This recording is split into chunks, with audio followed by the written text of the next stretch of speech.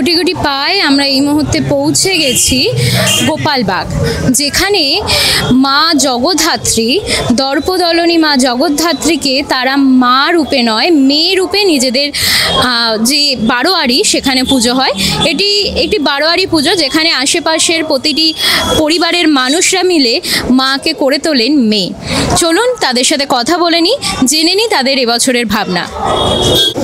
আমরা আমাদের মাঝে পেয়ে গেছি গোপালবাগের সম্পাদককে, চলুন তার সাথে কথা বলে নিই। নমস্কার স্যার, কি নাম একটু জান?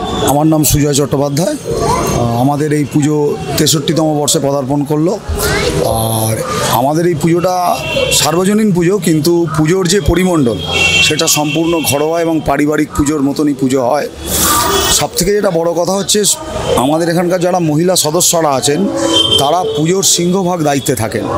মানে এই মাকে যে তৈরি করেছেন, ভেতরে গিয়ে দেখবেন মায়ের অপরূপ যে একটা অভিনব যে সজ্জা, তার যে ভাবনা সেটাও আমাদের এক সদস্যের, এবং যে সাজটা করেছেন আমাদের শিল্পী রাজকুমার পাল, উনি কিন্তু প্রতিমা শিল্পী, কিন্তু সাজটাও উনিই করেছেন।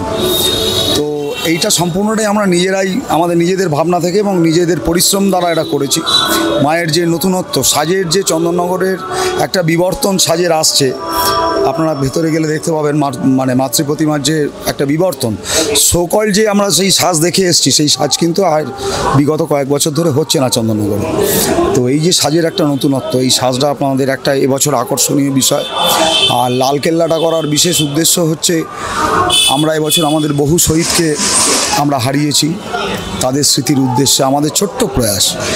আর গোপালবাগ একটা পুরনো পুজো, 63 বছরের পুজো।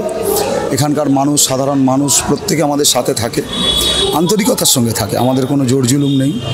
এবং সবথেকে যেটা আনন্দের সঙ্গে জানাই, মানুষ স্বতঃস্ফূর্তভাবে আমাদের পুজোয় অংশগ্রহণ করে।